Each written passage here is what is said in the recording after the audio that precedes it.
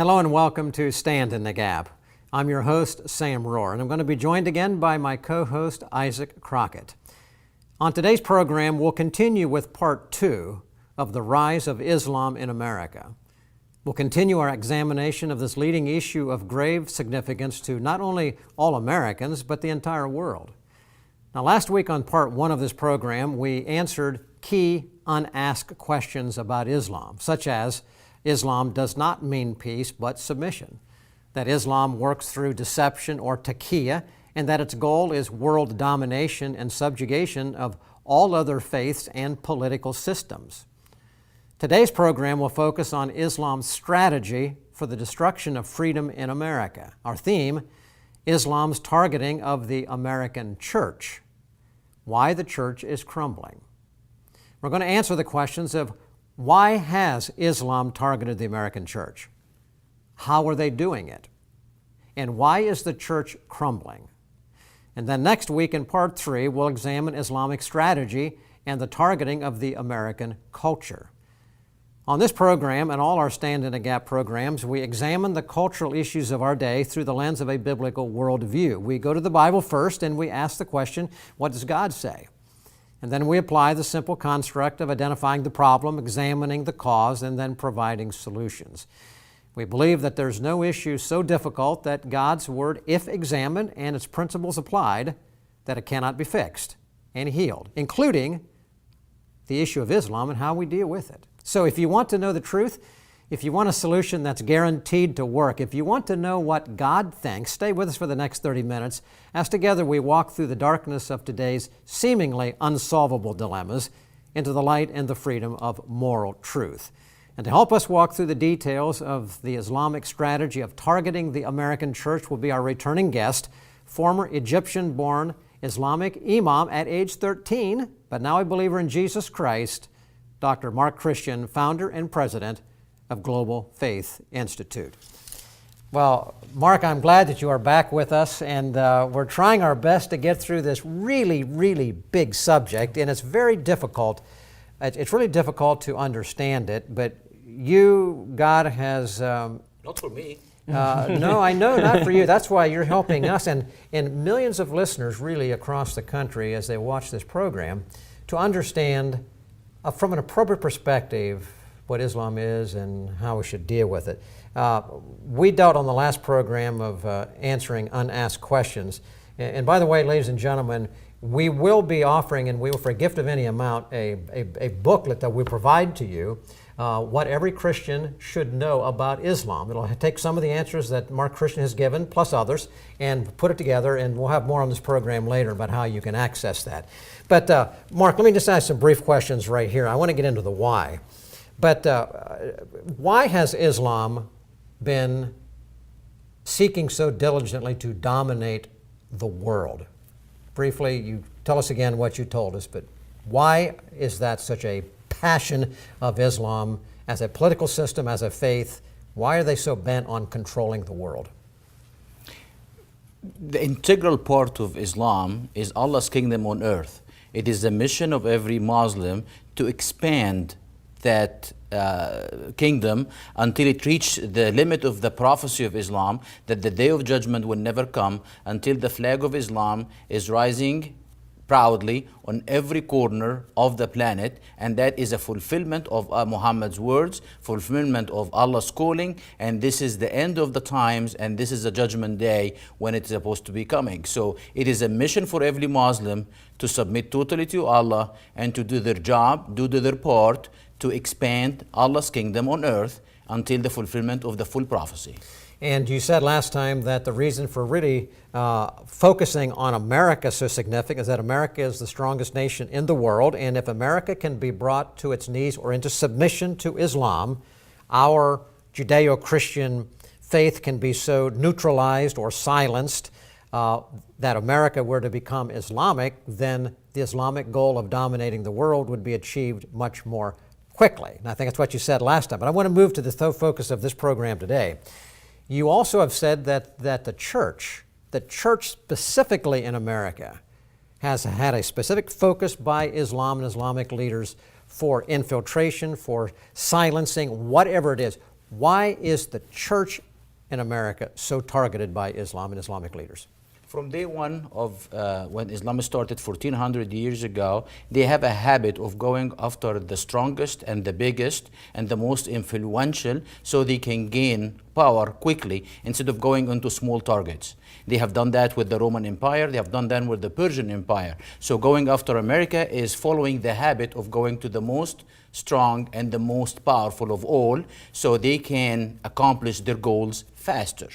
The only problem that they are facing is at the time when they target the Persians and targeting the Romans, they had a strong military force and power and a strategy that they can stand in the battlefield and fight those empires head on and try to take them over how long it takes. And they took them a few years. The Persian Empire crumbled faster than the Romans, but the Romans took them some time, but they end up fighting them.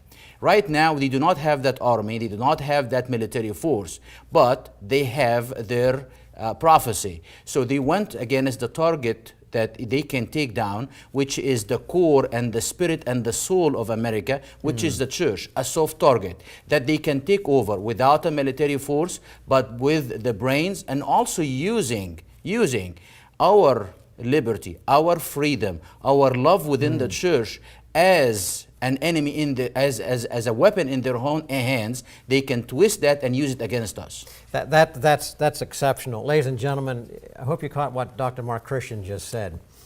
Islam has targeted America because it is strong. Bring America to its knees, move it from its Judeo-Christian heritage, constitution, make it become Islamic, world domination becomes more easily achievable. Why target the church in America? Like Mark Christian just said, because it represents the heart and the soul and the strength of America. You bring down the church, you silence the church, you will crumble America. And when we come back right after this break, we're going to continue now, after we've talked about the why, we're going to talk about the who. Who are the organizations? Who are the leaders that we may know? And how are they actually infiltrating or targeting the church to silence the church in America? We'll be back in right just a minute. What every Christian must know about Islam can be yours this week for a gift of any amount. Filled with key facts from previous radio programs and guests on Stand in the Gap radio and TV, including former Muslims, now Christians, former FBI agents, and preachers, this quick read booklet tells you what you need to know, simply and clearly. What every Christian must know about Islam, an original publication of the American Pastors Network and Stand in the Gap Media. Order now and learn the truth. Just mention the Islam booklet when you write. Well, welcome back to Stand in the Gap. Our theme for today is the rise of Islam in America. This is part 2, and we're focusing today on the church, how Islam and strategy has been affecting and targeting the church. Our special guest, Dr. Mark Christian. Mark, I want to go back to you right now, and we said on the other part, you answered the why. Why the church is targeted? Because the church is the heart and the soul of America. It's the, as you had said earlier, it was the moral underpinnings of our nation. You move out those pillars, you knock those pillars out, you knock our country down. Let's go to the logical question of who. Who? Islamic organizations, perhaps, or people? There's got to be a structure. If it's a strategy, there's something connected to it. Who are the leaders or the leading organizations, put it that way, that are a part of Islamic strategy that are attempting to infiltrate and silence the church in America? The head of the Islamic state was taken out by the World War I defeat of the Ottoman Empire. And since then it has been replaced by the organizational movement of the Muslim Brotherhood. Because of the head, because of the leader, the superior leader of the Muslim state has been taken out, replaced by the Muslim Brotherhood. And right now the Muslim Brotherhood, since that day, is taking the flag of Islam and taking the Islamic movement and the prophecy of Islam on their shoulders. And they have built proxies all over the world. They started small, they grow up very fast and quickly because they are preaching the message of Islam, the depth of the Islamic Muhammad message. And this is why it spread very quickly and turning people into their mission very quickly and building proxies all over the world. Some of them are very militant proxies, and some of them are civilization jihad proxies. In the United States, their proxies are kind of boiled down to Council of American Islamic Relationship, Islamic Society of North America, and Muslim Student Association. Those are the proxies of the Muslim Brotherhood over here. They don't need to do terrorism and over here in the United States, because they need the United States deceived, they need the United States strong, and they need the United States power to be behind them. They don't want to defeat the United States, they want to take the United States under their flag. And see, that's a key point there. I know Isaac wants to follow up on the how part, but I think it's important, ladies and gentlemen, from Dr. Mark Christian's perspective, Islamic strategy is not to destroy America, weaken it to the point it doesn't have influence. It's actually to maintain its influence, but to usurp its influence and to turn it into an Islamic source of strength rather than a constitutional Christian source of strength. That's what you're saying? Absolutely. See, that's a very key point. Economically, they need the strongest militarily, they need a strong and even better than ever, but all of it working under their umbrella, not the umbrella of the freedom and the Constitution and Judeo-Christian values that was founded, for the United States of America, to be under the umbrella of Islamic movement and doing their bidding for them. So you've given us a lot of information, a lot to think about here, why they're targeting us, that they're using proxies of the Muslim Brotherhood, which is something that you grew up in the heart of that. Absolutely. But I guess this all begs the question, how do they go about that? If you're planning on getting in, infiltrating the American church, the proxies of the Muslim Brotherhood, how do they get into our churches, and how do they influence us, being that they're Muslim and we're Christians? They have went through different stages to do that. There was a stage of understanding of the Christian church in America, and there was actually study on the field by Sayyid Qutb and others of the church in America. And right now they are working hard to see the defects and the defeats and the weakness in the American church, and they are using all of those information that they have to start to luring it one after another into under their umbrella and so forth. And I think if we want to summarize it very simple by right now, the end product that they have is the interfaith movement. See, the interfaith movement by itself, and this is one of the genius of the evilness of the movement. The interfaith by itself is a very noble thing. We have an interfaith right now. We talk about things, and it is about how to set the rules. The Muslim Brotherhood is setting the rules and putting how to do the interfaith dialogue, and they are creating documents and creating the roadmap and everything in the interfaith movement is feeding on one thing: to elevate Islam and to walk over anything else, including Judeo-Christian values. And this is what they are doing with the Reform Jewish synagogues, and also the liberal Christians and so forth, and using the defects, using the needs, and they studied very well, and they're working very, very well. If you look at the documents that they did, you will understand that they know exactly the target and how to take it down. So Mark, if we could build it this way, the Quran, the writings of Muhammad. The Quran is the writings of Allah himself. Okay, of Allah. Supposedly. The writings of Muhammad being the Hadith. The Hadith. Take this all together, they establish the cause and the passion for dominating the world. You're saying the Muslim Brotherhood as an organization has really taken the point of the spear or the lead position to advance this cause of Islam. They are the head of the Islamic State. Okay, so and Muslim Brotherhood are located all around the world. They have in the strategically places that they needed people in. Okay, that's even better. So strategically placed, but America is one of them. Oh, absolutely. Okay, so here, then under that, there are many organizations, different names. You named one of them, CARE. 3. Council on Islamic and American Islamic Relations. Muslim Student Association, MSA. Yes. And what else did you mention? Islamic Society of North America. The Islamic Society of North America. These are 4, of which there are many more. There are 3 of them, and each one is commissioned by different things to do, and they're working together behind doors. So Islamic Society of North America is the organization that is commissioned to target the religious institution of America and to take it under their umbrella. The Islamic Society of North America is the spearhead of the interfaith movement. They are the one who's doing the bidding and everything else. Okay, that's great. So ISNA, the Islamic Society of North America, is the mechanism focusing on the church. We're going to get into it just a second here with what they're actually doing more so, but you said that they are not just foisting something new on the church, they are exploiting the weakness of the church. Yes. What does that mean? Well, they studied What weakness?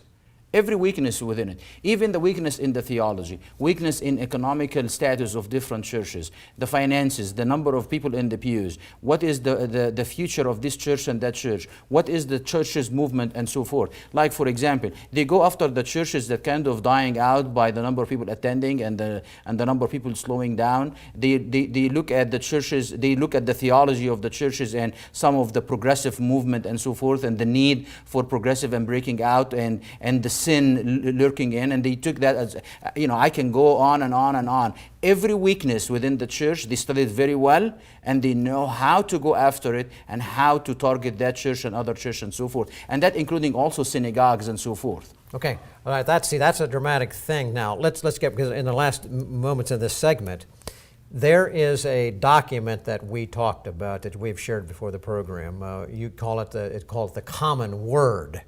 That's really at the heart of this. Explain the Common Word and how ISNA is actually infiltrating or using this to find its way into the Church of America. I have if you can give me a minute or two, I can explain a little bit of historical background and then where we came to this point. Number one is Muhammad and Islam start targeting the church or starting Christians in the last year of his life. And he wrote a letter, an ultimatum letter to the Christendom and its leader at that time in the Roman Empire leadership, and told them that you need to convert, otherwise we will fight you until we eliminate you. And Muhammad died and he did not follow in his ultimatum, but the Caliph, the people who took his place in the leadership of Islamic State, followed on that until they eliminated the Roman Empire.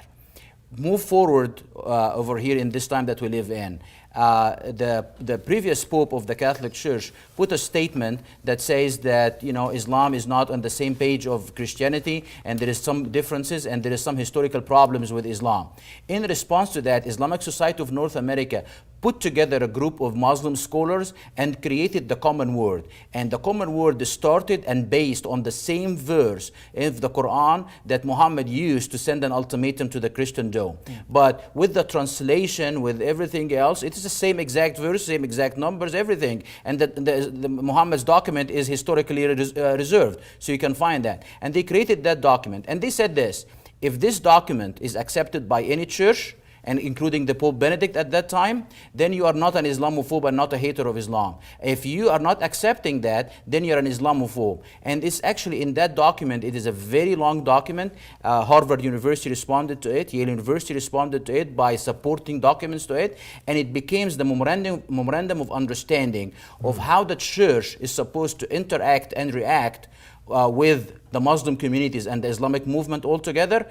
And also it became the litmus paper of which kind of Christian are you? Are you the Christian who's standing on the Bible principles or standing on the Common Word principles? And very quickly they start taking one church after another, church denominations, one after another, to sign up on that document and to make it their memorandum of understanding within the church.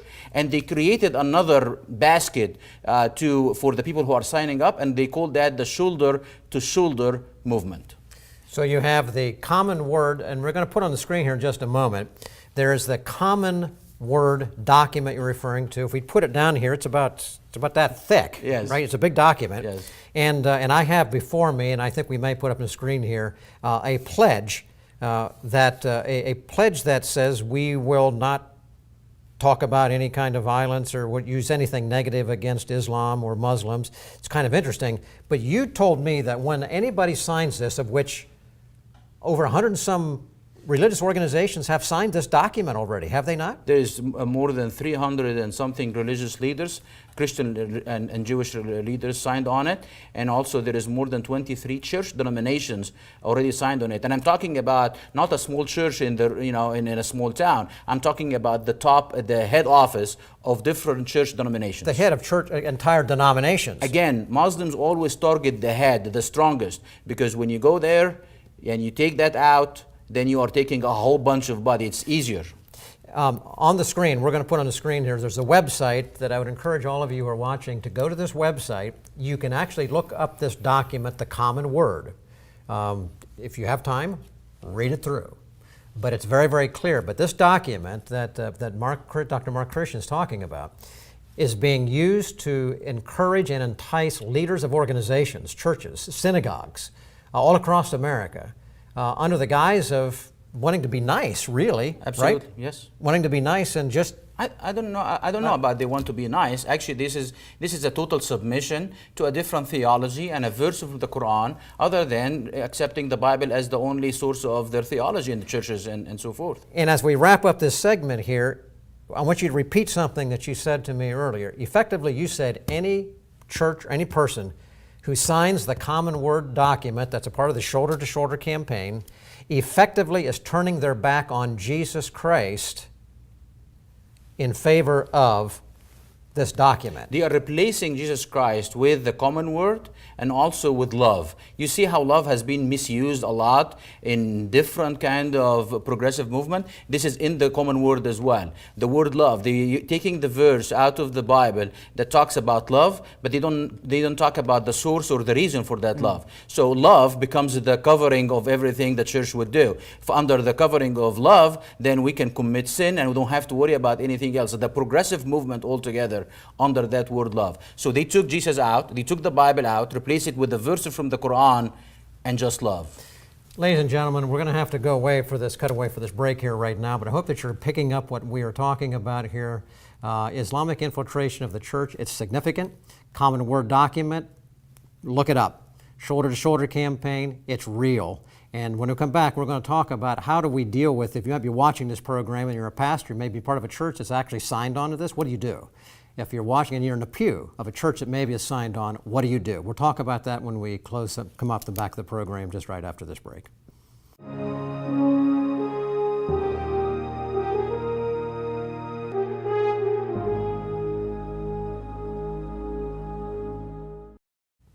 Welcome back to Stand in the Gap, and as we finish up in the last couple of minutes here, we're going to be going to our guest, Dr. Mark Christian, and just kind of asking you some final questions, some solutions, some helpful hints here.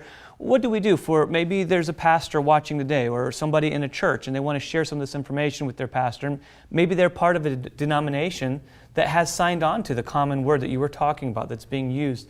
What can that individual, what can that church, what can Christians do in response to that?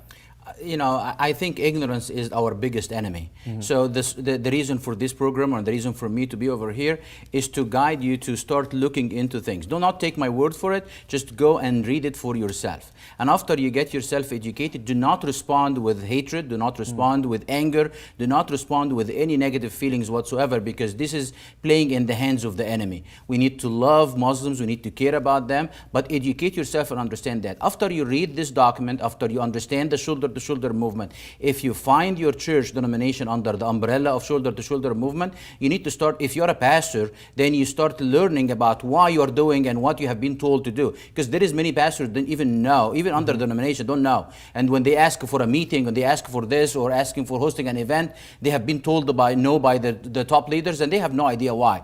Now they know that their church denomination signed, so they need to start taking steps on standing firm on the calling that God called them to do. If you are a parishioner in those churches, you need to start taking your pastor and try to let them know which direction and teach them and do the same thing. I believe that ignorance is our biggest enemy. Get educated and start learning and take action in love.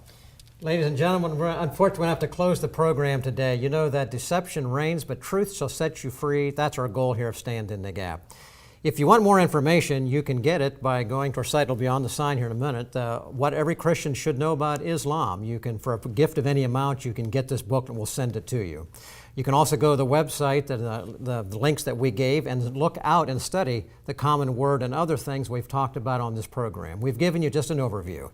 Hopefully it's enough to whet your appetite and to let you know that the truth does set you free. The truth of God's Word sets you free. Jesus Christ, the way, the truth, and the life sets you free. It's the answer to all of our problems. It's the answer to Islam in America.